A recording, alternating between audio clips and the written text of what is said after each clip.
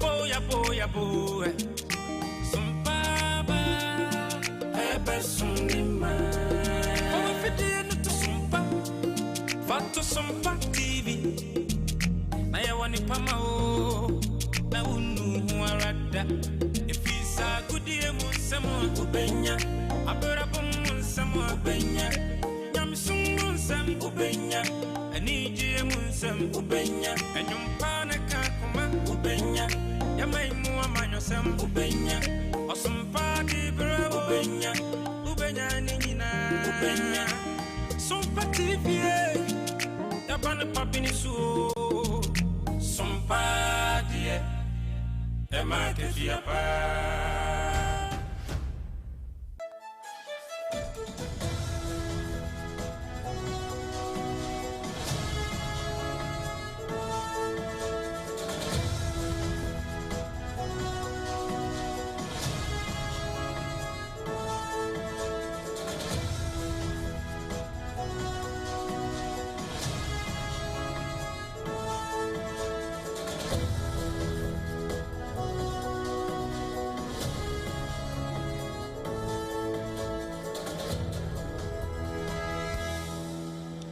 Aye humu model toso de dunna nwotwe sada no yawada yaw ene yada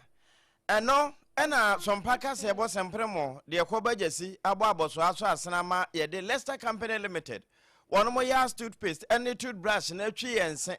na apa fitia sasuchirema ye de babia mawo de 21st clinic sciatica commandant ne peseta ne researcher na wono akro yanso esan highly efficacious medicator no waso yemu na 2074 ama yedudo anomo a anope ye bia mawo no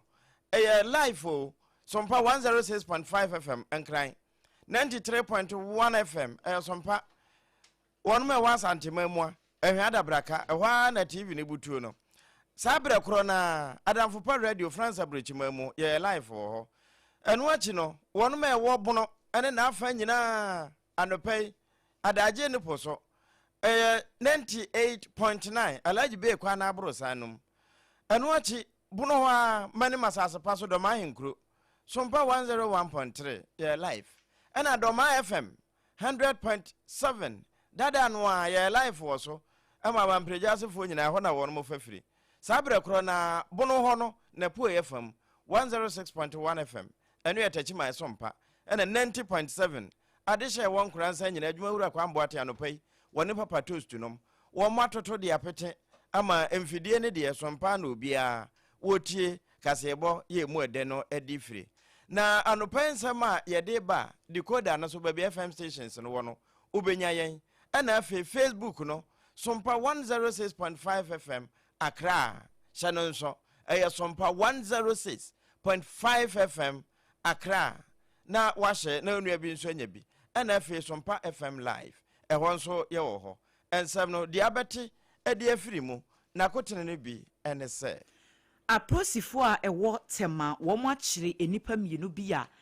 na wo mu ekita truck ya kese a wo mu kohwe mu a se nroboni India hemp bi ni alodi ne truck ma ene wo mo boa mahwehwemu atimi akoso sana aposifo kro ya nso nsaka die ne report bi ne nyina ya immigration officer obiji ne kra afiri ne nsem no na emu nsam tesen ye de ba okase mu dom kuma ye wo mai emrahye bedwafie ena wo mo aboso afo wo hwe akwan ne akwantemponsem so abaso se wo ba ye adwuma ye de ahye ne san utum se ekoyi ankasa the simo ampa ben kyereme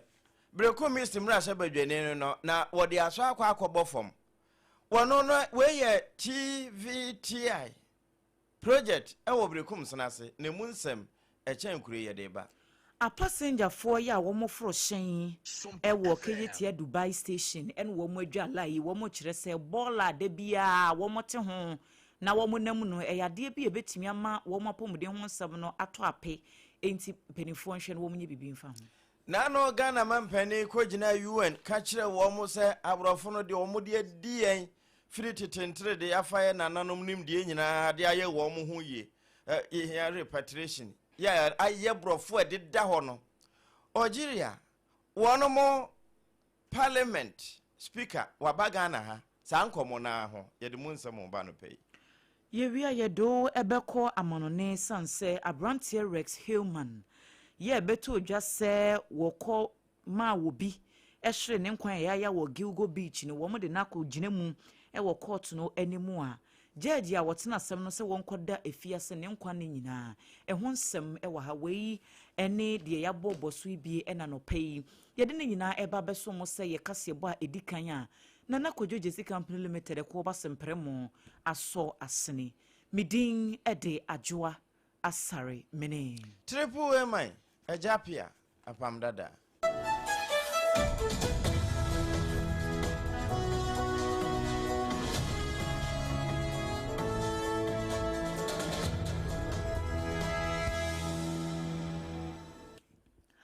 afei ebusuan yenje brekase bono enchiremu ankasane ye hyase e Wotema Regional Police Command na wo machire emrantie mienu ya no wo ete truck akese bi mu a empenimfo hyese wo mo ensa so truck ne mu no na Indian hemp nroboni bi ene ya park no truck ne ma ya afie nyampotem ho e wo enkramantem ene wo mo ko intercept sa truck no na bambofo kyerese operation we no wo mo nya ho intelligence ya from Mantem Regional Police Command no womo enema womo sa intelligence no womo so edi akira womo kyerese truck no na efri Japan ya eba besene akotema enti womo duru afie nya no ena police for no stop e womo kyerese eye howo tipa truck bi green a registration number GN2287-24 en womo stop e womo se womo hwe na womo hunu de o ma hyehye e wo truck manimu a womo de esen womo kohwe ya eye maxi sax akese beye aduonum ensia 56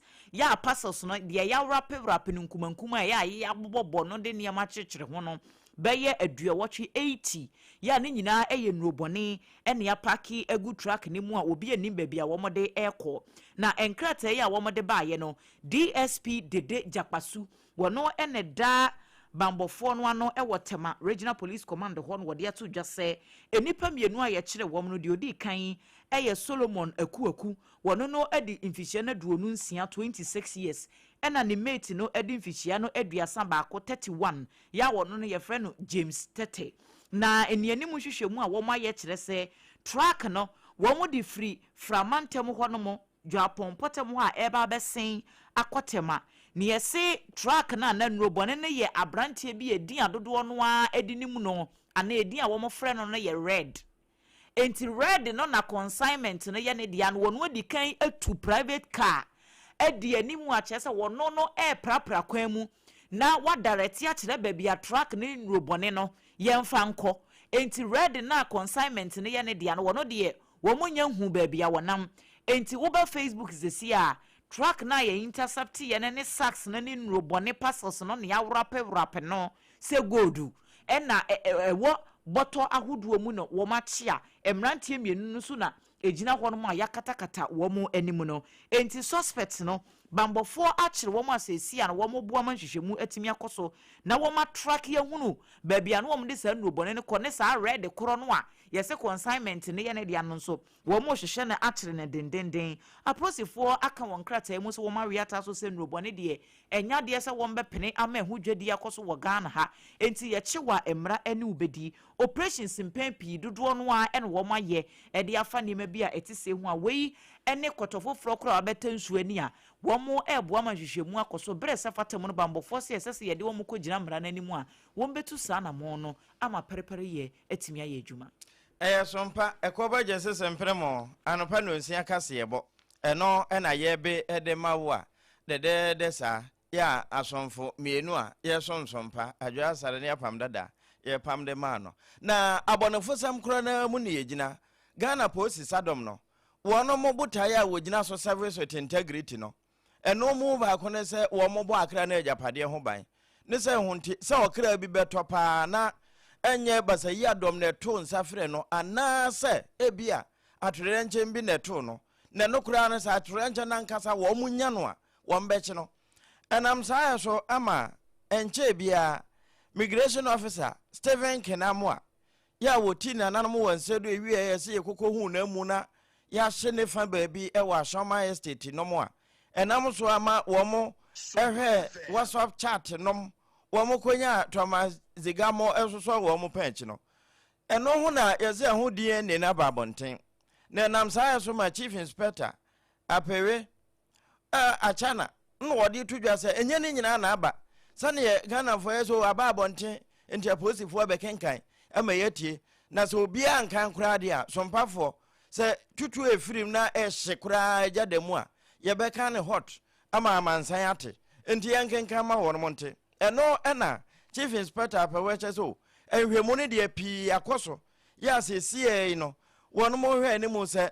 bɛsɛ na wɔtwe mienu ya wɔn mo atu asɛm no de ahyɛ nyame de kyɛ abosom ne de ɛtɔ so adu no nkono ɛhɔ na wɔn mo hwɛ ne mu sɛ docket no ne nneɛma ahodoɔ biara ɛfa asɛm no ho wɔn mo de ne nyinaa bɛba sɛsɛ ɛfa bi na wɔn mo anya ɛno ho asɛm no ɛda hɔ na mmom de aka akyire no ɛnya de a wɔn mo sɛ sadɔm no ɛde bɛhu nta wɔn bɛnum a kɔpem sɛ ɛho nsɛm nyinaa ɛbɛba bɛda badwasrɛde na nso meka sɛ nipa baanu deɛ ne ne sɛ highest priest bright awe ɛna afei Thomas Zigade wɔn da so a wɔ kukumu a wɔn boa ma nhwemu mapa atimi atodwa afei nipa baako bi nso kura ɛho bɔ mu a wɔn na ne nso a sɛ nipa no nso ansana yɛnsa mfra asɛmi no wɔn bɔ wɔn ho mpem sɛ obenya ɔno nso nipa akyi aso na ama asɛm no ani atimi ada hɔ yɛtoa so ɛwɔ nsɛmfoforo mu ɛde amawa donkuma yɛ wɔ mɛyi emrahye bedwafie no wɔn abɔsoafo a wɔhwɛ akwan ne akwantempɔn nsɛm so yɛwura Gavins Kwame Agboja abaso sɛ wɔba yɛ adwuma yɛde ahyɛ ne sɛ otim sɛ road minister wɔyɛ adwuma ne yie paa ɛne big push mampani Mahama tiam no wɔde akyire wotim sɛ yɛka sɛ obi ɛyɛ kandini a minister akyerɛ paa sɛ asoyɛ hɔnom no adwuma na yɛde ama no wobetimi ayɛ na wɔse enra wabra no wɔkasa ɛwɔ ɔmɛyi emrahye bedwafie hɔnom no second deputy minority chief whip Yera Jerry Ahmed Shaib ɛn wɔde to dwa sɛ na adwuma yi a Rose minister ɛyɛ pɛ ba ne sɛ na nano awards yɛ ɛkɔhyehyɛ yɛ ya eja yɛbɔ ministers ahodoɔ bi ne aban mu appointees bi aba so maybe no bɛgye best minister of the year ne ade ɛho nsɛm kɔ yɛ pii akyire mampani John Dramani Mahama kura bufu yɛ Emma obe directi se mu obi anza nkongoje award bia wo private organization bia ho ne ade ade a nkrofo beka ye ya maami si da bi Ghana fo nko ma no ntum no no oba ye nkran ha de ensu yiri watimi aba betu ase ho nsam na kwakwa ye pii eno na Yera Jerry Ahmed Shaibu se eye ne wanwa pa se Rose minister na dwuma wo ye nyina wo se ye koso ye ntimi kura ama ne ba akokora eno wo se wo hawo nima bi eti se de ye ana entai enhye nkura san so opeli no wo bo adwuma pa na ne ayesere ye twe e wo mai emrahye bedwafie ho ye ntie de koso ne bi nra. It's not paying. Oh, excellent. Yeah, it's not paying to those people who are doing the awards for our ministers and taking money. It's not paying. And he thinks his job should show. You could see that his answers are real. No, business speaker. He understands the politics. He understands proper man management. He understands governance. And that is why it's called governance.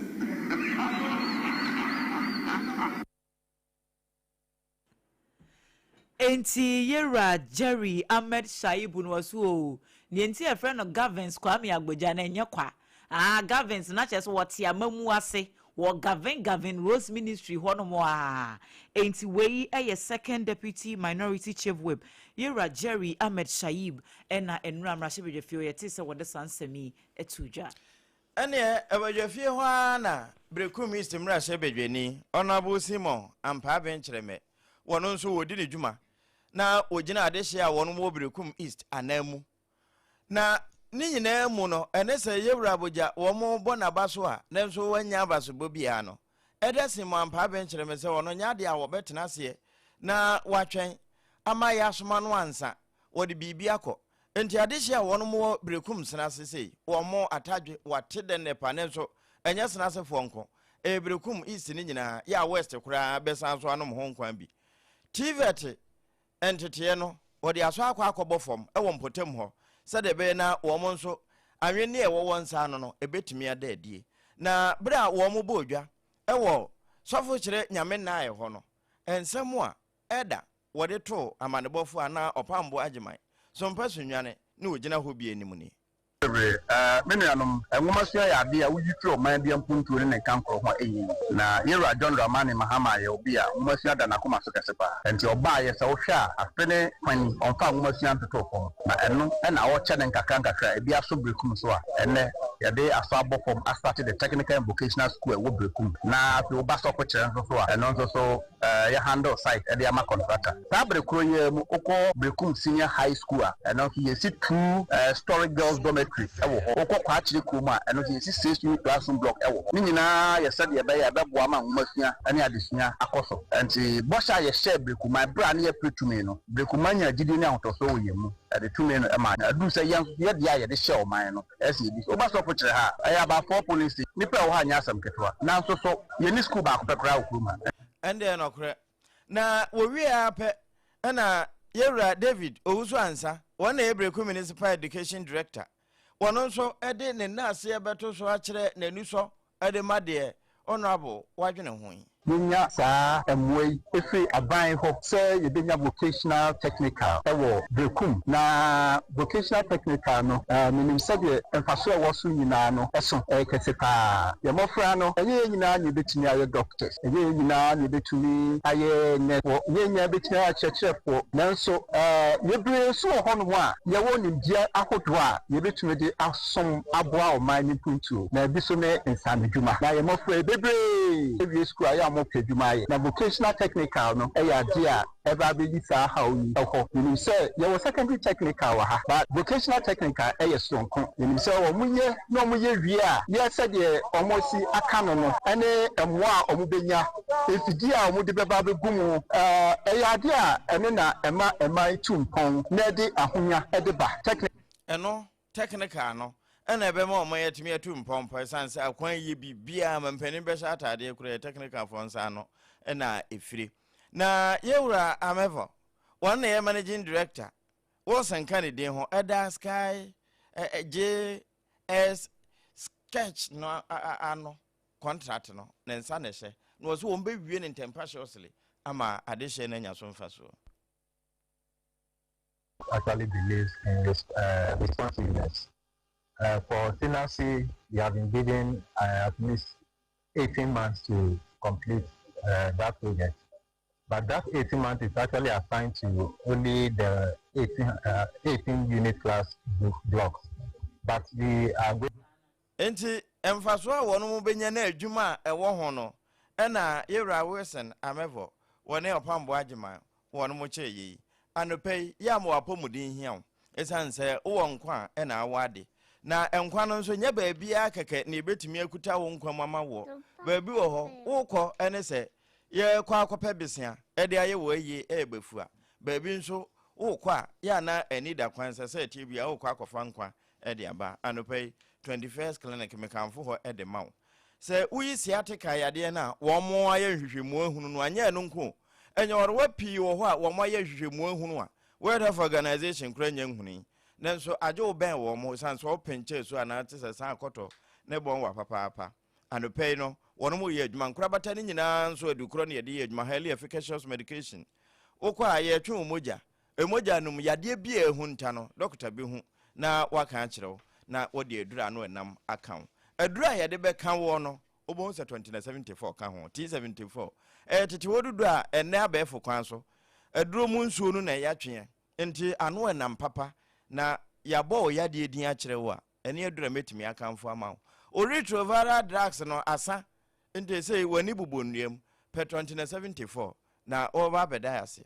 eno ane se wure ba bi etonro na waje wode anopei eka ho na nso yemfa ntwitwiri yese de editwi yese no eno ye Leicester company for na aye eno ya toothpaste and toothbrush no ne brush ne bristles no ne betimi ayi nam na akeka o sentem ne nuane no ena afi no fo na adeda ase akura ne se ase ne nyina betimi ayi afiri ho enti ane wa hye ne nso sa eye wanum une oba bia ayi egu ahodo ye wo whitening ye wo total care ye wo heba se onsa kan we nyina na kan bomu a ene ete se wo kuma wo atwa ne ti de aka eye homa abusua tworo ne se ye wo nuane de de bekata ye ho ne ba bia de ye ntiri beto a ye me no no so ma yen eno nti ekoba je sese mpremo se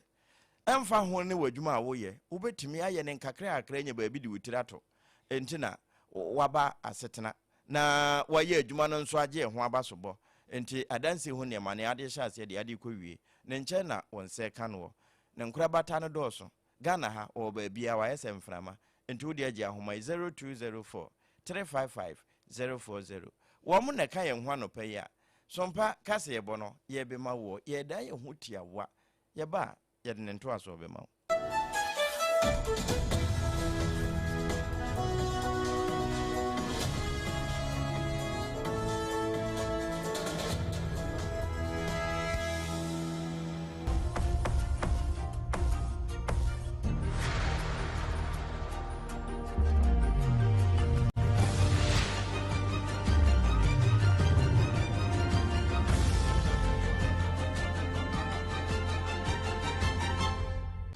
TV Emma Aketiapa.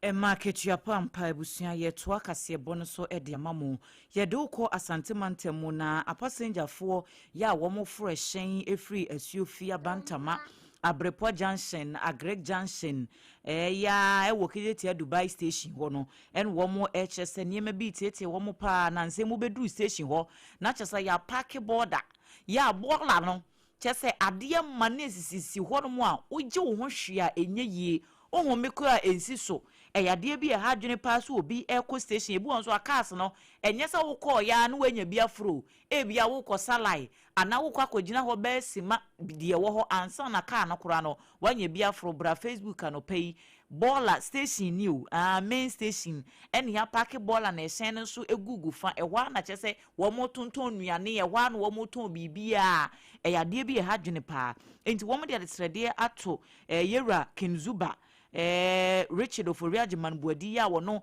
eye Kumase Metropolitan Assembly penyipa wadano se adawruma ahunidie wonsam no de oba saa Dubai Station hormo a eto apepa enti assembly for entu na mo bi mfa ho Ipai na ho ya yare ngwa ne de be wa de go Kumase mfifi ni mebi hom tesem kura ebe yi na mfina moja hwe ene ewie ase won kini ho a won ti ase aso e okran pani fo e okran mi ron pani fo ti pe mo ban ni na ko so ade a chia bezi zabe o sanka we ya sa ko wo da e ko ani mo ade ya zibe bi land face o e se ko mo kwa any ball bi e se le ball an so ha fe na ebe me ne kese pa we de we mu nketua e ti free za brain ko ina e be mu ne ma susu tewu e be hwe agua abla ngiska e na market le so mo ye ball na market so ma anya ma o ma mo outside so mo sa ball ni ya within 2 days to 3 days time we na asa aboma so amafo Africa amafo so to wi ne wa tie ko ne be nyina flama ne enwu se ni pro betna se no di business ball e to fan so a additional sa wa na sa ba be video obi sa so sa ba be politics sa ba ne nyehwe oba ne nyehwe so ball o fa ne ne o sa ne ne e sa be ne ne timo na mo fo mo no mpe bi nka enti a passenger fo bi ene yete wo mo nkanu achi station master ya wono no ewo Dubai market ho a ye ka ho asemi yewra Musa Anafo wono so ede kakra to aso I say last Friday no plan on the side. Na bola no. Okay, edum tetia Central Market bola ni na ha na eba. So ni ma recruit ama bola na de. Ade be chipia na bola no. Abayema abros. Na me ndimu ni pakura. Also wojino ho e control bola. Bo bola de na ke obi a oba o se o foko inside. Obi ani ho sa. Ade be chia. O se na bola ni bu compound ho sa. E mu kankan e bopa ya ka se bon. O be se panja support me no faka kora na bi ajo to no smart. By force. Bola de ya kan wasa ma e kra ya bre. Enti be bi etu no one now control ball and mama enye because ball and go abandon ni masi no kra da wa yen mi mfa no kra ni isi ball and dey go abandon ni masi ball and dey na metan kan ko emwa because ball and on besesa so management ma yeti asese ni pa na on fa ball be mo de ball and ko ono so to a kan ti mi ko so I say o man yo bi amana kra ball and yi e bi o ba no koto because ni pa na obi enyi no ho o ba be o pe bi no de ball na to no Bola ne de enya aban bia na egu nanimu ase o ye nyina na egu ye nimu ase ye nyina na egu ye nimu ase enti station master Musa Anafo na yete ne nkan ya mani boni ba wa beidu ene de wei ebaaye sesia manogu so a yede kase ebrewe no Algerian parliament wono mo speaker wabagana ha yewura Aziz Nasiri na bra wo free Algeria wo base no anu wo di nkomo krakra no wo kaso wo ko Ghana na nkomo de obedi bi pa ayere so a wo ma wo mo time na maduru kotoka international airport enti wo ba be si ye na ya Accra international airport no kreni bra na ye gina airport ho no wo hwe na nimo odi si ye na se enye ho ana se ba bi fufuro no wasie enti ni tire ye ni se bra wo si ye na Jubilee Lounge ho ewo kotokwa Accra International Airport ho no ententem a yewura benada hia fomo ewevu no hu so okay Ghana for na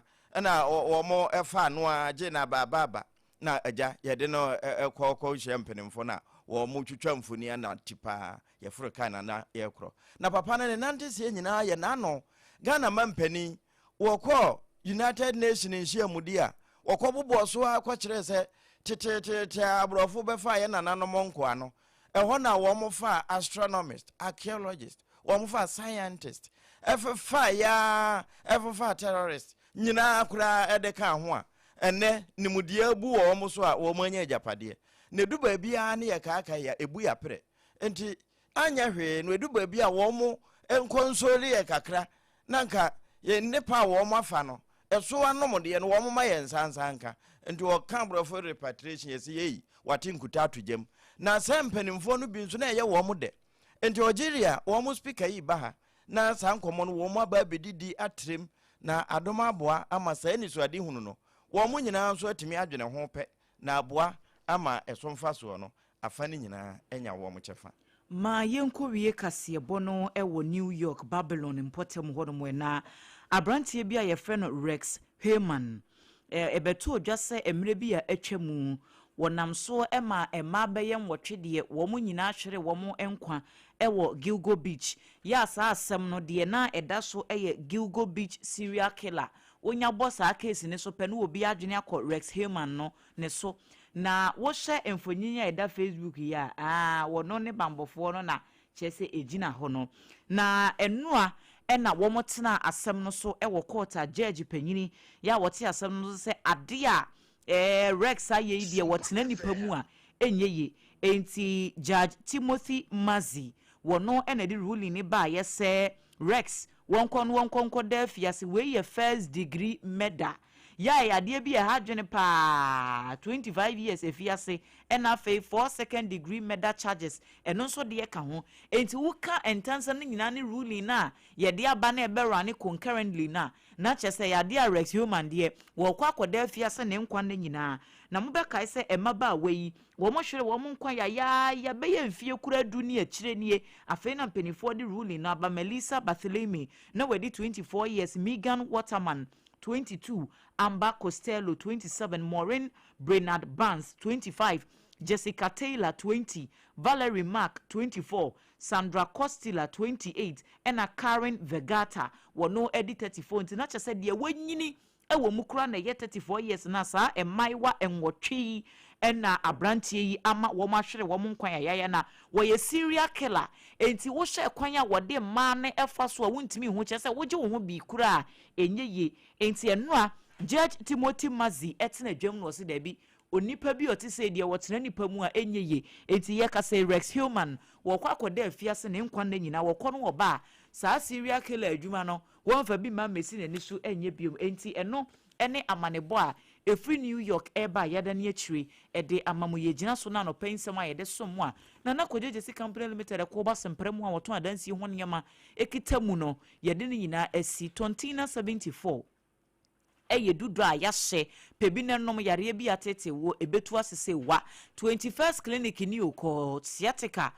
commandant no ne pay setters for no ko na kwaje ayaresa papa Leicester Company Limited wo mo na de yas toothpaste ene ne brush abe dwaman so no pay fa bi twitwi wo se ansa no wapia bonten wan ko blow fuse bia engu Ghana force we ya blasters fo ahye ya ye bo sei enkoma wo bi morning no enye basa enam enum kankan ti yesre wa no pay ya ye da mo ase Sompa 106.5 FM bi ne ye ne affiliate ahodo Ghana ha ene amano ni Facebook Sompa 106.5 FM Accra, YouTube Sompa FM Live ene baby ya ye ko ho ema wonso utimi nya kase boni bi etie ye no mo ye bekenkan ede maamo midin ede adwoa asare mene triple man ejapia APAM DADAA